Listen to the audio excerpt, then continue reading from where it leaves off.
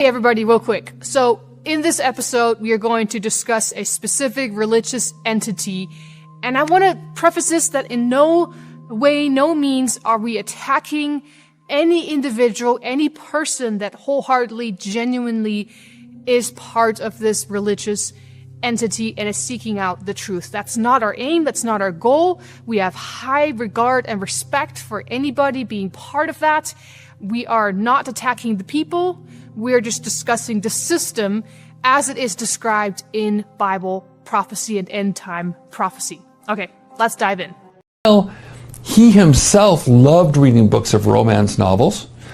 What he found when he was recovering were Lives of the Saints. Loyola read books about the lives of Roman Catholic saints, including Dominic Guzman, founder of the Dominicans, the order that ran the Inquisition. Loyola was influenced by their zeal for Rome and their devotion to Mary. And through all these visions, he started getting the idea of how he could live this kind of a new holy life and dedication. But nonetheless, in his recovery, he spent a year in a place called Manresa in Spain, in a cave, and started having these experiences. And he wrote all these notes. And under this kind of spiritual guidance, and I don't think it was God that was guiding him, he came up with this kind of a training. And in the end, when he applied this training to other people, it was like a brainwashing. I mean, they literally felt like enlightened people. In fact, they eventually got the name alumbrados, which in Latin would be Illuminati, enlightened ones. The spiritual exercises of Ignatius Loyola are continued among the Jesuits and others even today. Yet critics argue that his visions supported heretical doctrines, which are often contrary to Scripture. The spiritual exercises of Ignatius of Loyola are not just harmless exercises. They're actually exercises that were inspired by apparitions of Mary and demonic doctrines that he'd received from them. For Loyola, the visions he claimed to have only confirmed the doctrines of Rome and the papacy. Shortly after their acceptance, the Jesuits were called upon by Pope Paul III to play a key role in the Council of Trent, the first major event of the Counter-Reformation. The council denounced the Protestant reforms, in particular, the teaching that salvation is by faith in Jesus Christ alone. The council declared, "If anyone saith that faith alone in the divine promise suffices for the obtaining of grace, let him be anathema." So a lot of people don't know that popes, well, at least I don't think they think of the fact that a lot of popes have traditional names, right? Right.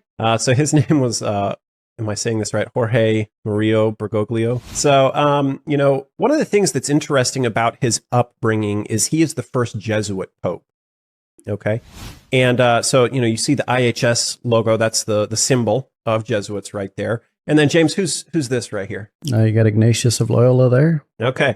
And it says in 1967, Bergoglio began his theological studies at Facilitudades de Filosofia, and that was on December in 1969. And he was ordained a priest by Archbishop Ramon Jose Castellano.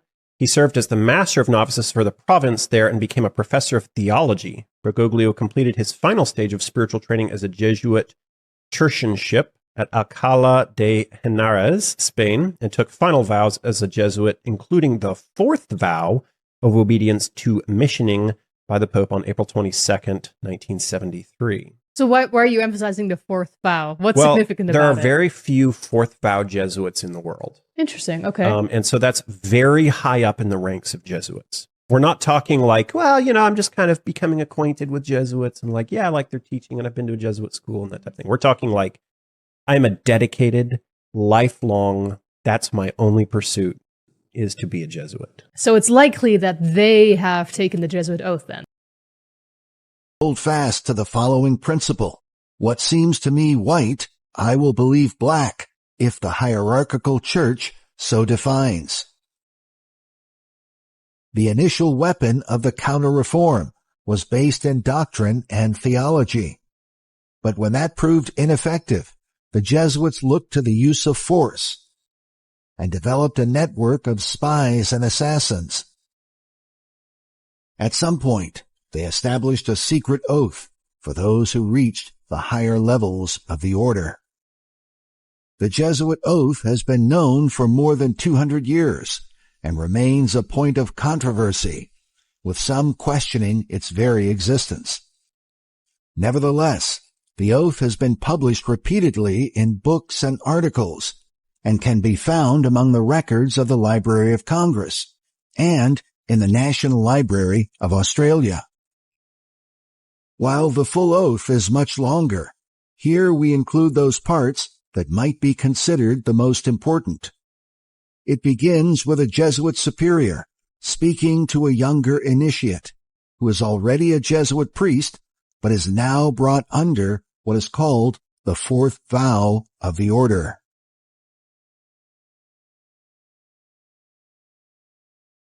My son, heretofore you have been taught to act the dissembler, but you have not yet been invested with all that is necessary to command in the army of Loyola. For none can command here who has not consecrated his labors with the blood of the heretic, for without shedding of blood no man can be saved.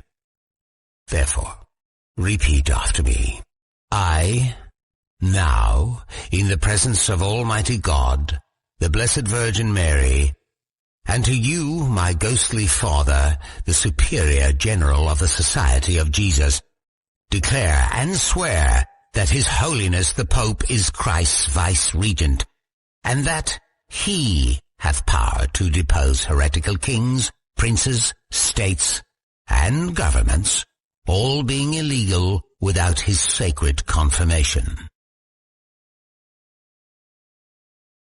I furthermore promise and declare that I will, when opportunity presents, make and wage relentless war, secretly or openly, against all heretics, Protestants, and liberals, to extirpate and exterminate them from the face of the whole earth. Go ye then into all the world, and take possession of all lands in the name of the Pope. He who will not accept him as the vicar of Jesus and his vice-regent on earth.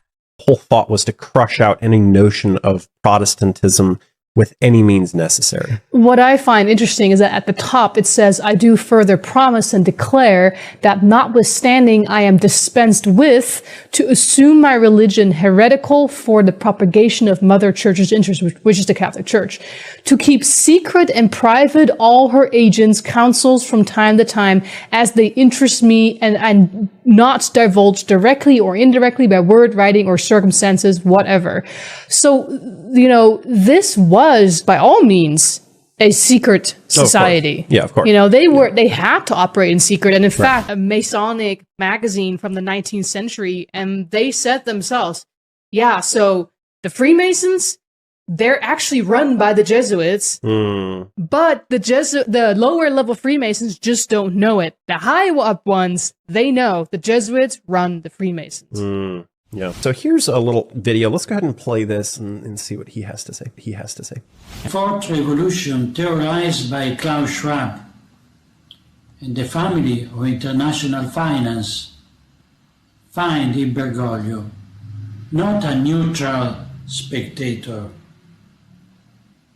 which would itself already be an unheard of thing, but actually a zealous cooperator who abuses his own moral authority in order to support a destra, outside the church, the project of the dissolution of traditional society.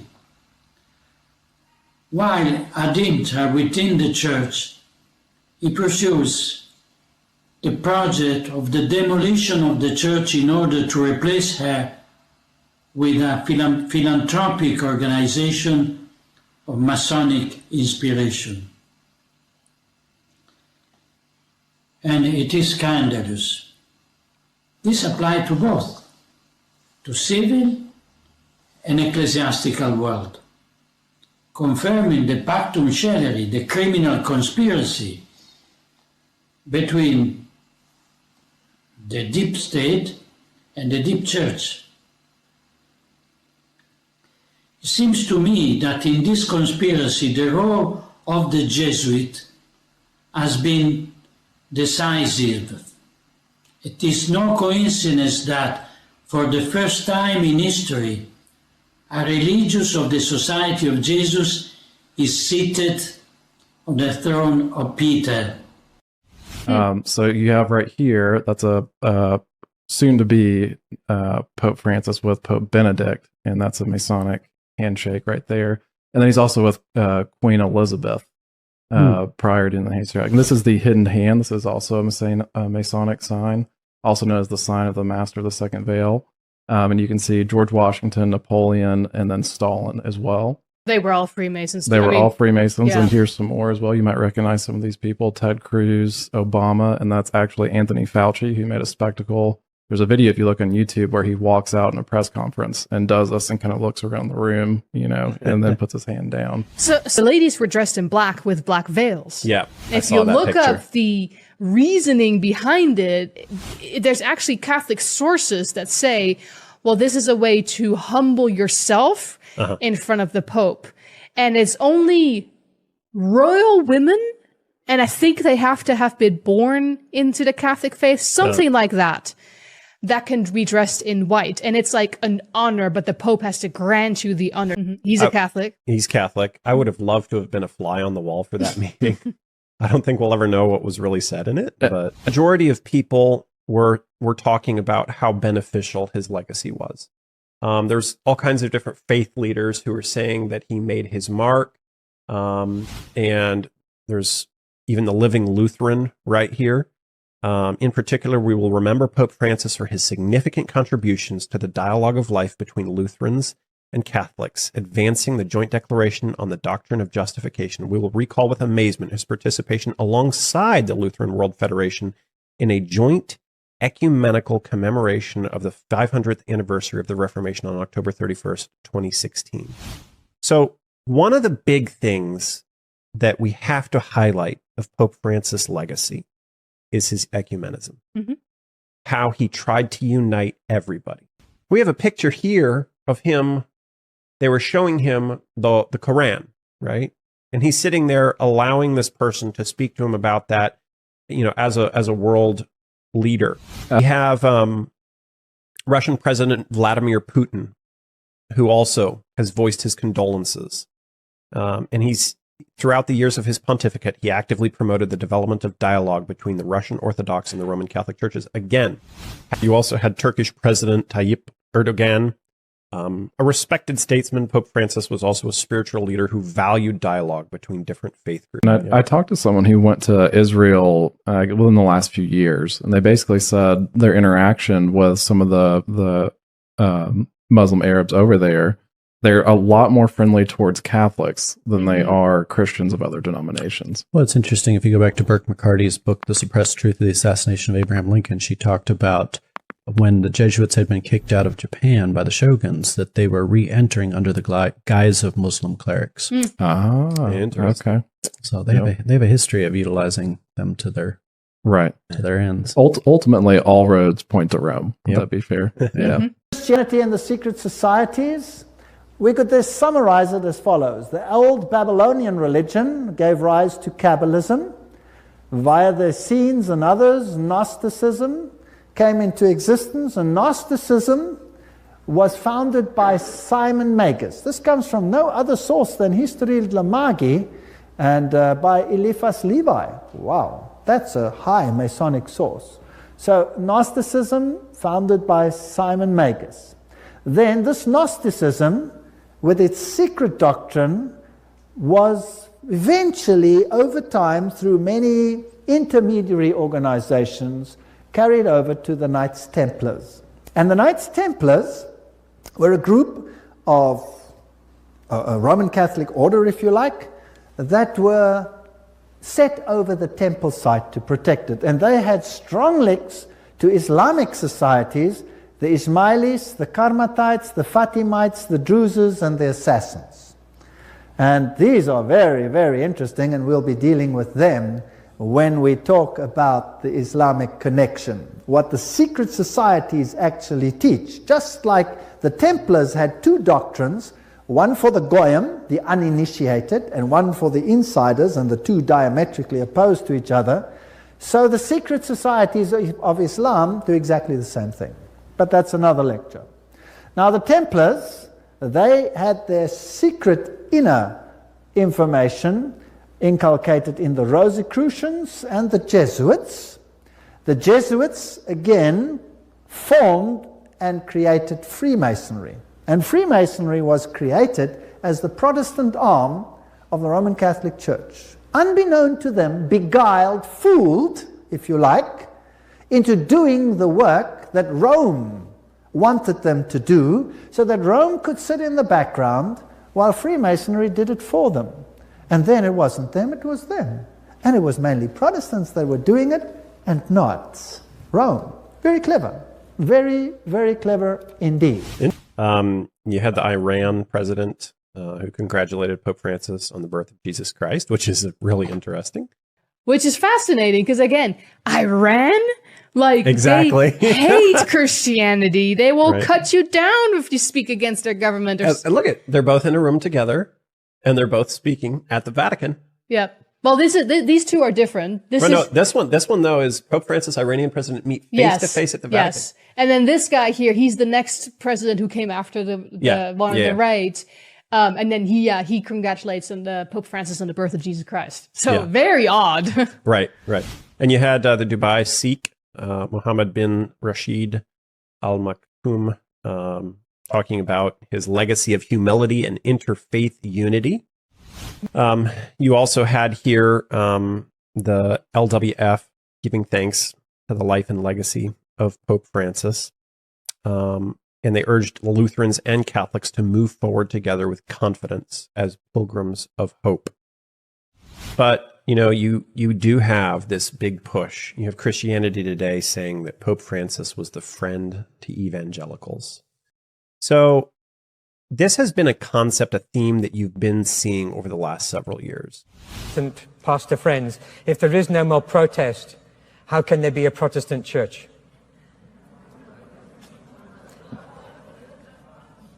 Maybe we're all Catholics again. But we are Reformed. We're Catholic in the universal sense. We are not protesting the doctrine of salvation by the Catholic Church anymore. We now preach the same gospel. We now preach you are saved by grace through faith alone. The word alone was the argument for 500 years. The word alone is there. You can read it yourself. The protest is over. The protest is over. This is kind of what you think of when you think of the Roman Catholic Church. You have all these priests here, and you have this pomp, this circumstance, this, all these different traditions that are associated with it. What kind of stands out to you in this picture? The red and purple. The red and purple, right? Mm-hmm. So where do we find that kind of concept of red and purple? Does that ring any bells? Isn't it Revelation 17? It's Revelation, and it talks about how there is purple and scarlet, right? And so we know that the Roman Catholic Church, as Protestants, we recognize the Roman Catholic Church as a fulfillment of Bible prophecy, specifically. Additional to have the most pomp, the most circumstance, the most ornate. And these are kind of not the best photos because they're very old, because you don't see this stuff much anymore. You might see it in a museum if you go to it, but you don't see this as a representation of the current Catholic Church. You have these tiaras, these crowns that would make even the most rich earthly monarch jealous, right? With all studded with jewels. You have these robes just decked out in gold. You have, these popes would be carried around on these biers carried by people down below. Did you ever see Pope Francis doing this? No, did not. Right. Even more recently, when you have had deaths of other popes, you see them decked out with, the the ornate robes. And I don't know, you can recognize some of our former presidents here, multiple of them actually, kneeling in front of the Pope, which is interesting. Instead, you have Pope Francis, who most traditionally was seen in white, a simple cap. So the question is, has the Catholic Church changed? Has it made it, we had Vatican II in the 1960s, right? We had this large meeting that took place where they decided where they were going, where the trajectory of the Catholic Church was going. And one of the things Pope Francis was known for is his encyclicals. And one of his biggest and most well-known encyclicals was Laudato Si. And Laudato Si was an encyclical about climate change and care for our common home, basically about how climate change was ruining the world. And he proposed a lot of different solutions in this long article that he wrote. Concepts that he introduced, though, was the concept of a weekly Earth Sabbath. And so he talks about basically encouraging people to take one day off, to pause, so that their rest was all syncretized basically on one day for the care of our common home. Basically, there was a video that we did on that discussing how we're seeing initiatives like that under a conservative administration beginning to go that direction. Heritage Foundation is pushing that direction. His next encyclical was Fratelli Tutti. What did you think about Fratelli Tutti? Did you read it? Yeah, I actually, if I remember correctly, read a leaked German copy a few hours before it was officially released back in the day, because I was really curious to see what he promoted in it. But you can see where he's reaching across the aisle to the Grande Imam of LSR and starting to promote unity there as well. I believe that at the end of time, the devil is marshaling his forces to join everybody together. And we see that there's a conflict between the woman of Revelation 17, all her daughters, and a remnant in Revelation 14:12, those who keep the commandments of God and have the faith of Jesus. But if you said that, right? Yeah, it's literally inscribed outside of St. John of Latern, Mater. Right. Mater. So it is the mother church. Yeah. So then who are the daughters that support it? Well, it's all these Protestant denominations that have kind of, well, yeah, we went away, but now we're going to go back. We're going to ecumenically come together. What's interesting from Pope Francis's legacy is because he went liberal like he did, there has been a backlash in the United States of a lot of traditional Catholics who want to return to traditional values.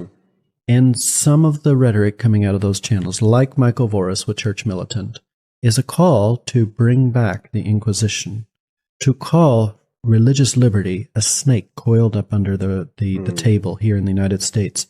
In other words, the backlash from Pope Francis, and this may have been intentional, is to reinvigorate those traditionalists who would be more than happy to come along and take away liberty, because at the end of the day, Rome called religious liberty and mirari vos and quanta cura a pest, insanity, a delirimentum. Religious liberty to Rome is a pest. Look at our Supreme Court justices, and this is our current set of judges here, right? Look at their faiths. Catholic, Catholic, Catholic, Catholic Anglican, Catholic, Catholic, Catholic, Protestant, arguably, Jewish. Now, some of these are better Catholics than other Catholics. But the one that's Anglican, he says that he's Anglican now. He grew up as Catholic, and then he studied as a Jesuit. You see Trump surrounding himself with Catholics. You have even the VP is Catholic. And who's that sitting there right next to him, James? Do you recognize that face? Kevin Roberts. Kevin Roberts, yeah. But, there's a lot of commentary here about how Trump's Catholic cabinet, how will their faith shape their work? You talk about Trump's cabinet would be comparable to what has been called the most Catholic cabinet in history. His predecessor, Joe Biden's, more than a third of Trump's nominees are Catholic. This is a news article right here from a newspaper that is from 1959. And it talks about Senator John F. Kennedy will announce his White House aspirations in December against a background of debate on whether a Catholic should be elected president. When he was becoming president, there was this overall sentiment in America that, should we really have a Catholic leader? Or is he going to be trying to push Catholic views, Catholic doctrine, submitting to the Pope for the whole country? And so JFK famously distanced himself, and he believed in complete separation of church and state and said, my Catholic views are never going to come into the forefront of my presidency. Those are not going to influence me. He was very open that the papacy would have no influence on his presidency whatsoever. He also spoke out against secret societies. Well, shortly after that, he was assassinated. So, I mean, we can kind of see where that landed. About how Washington, D.C. kind of mirrors Rome, right? Oh, tons. That episode, I was like, wow, it is everywhere. And a lot of those things that we discussed that you see here in both in Rome and D.C. are actually references to sun worship. Is where America is headed.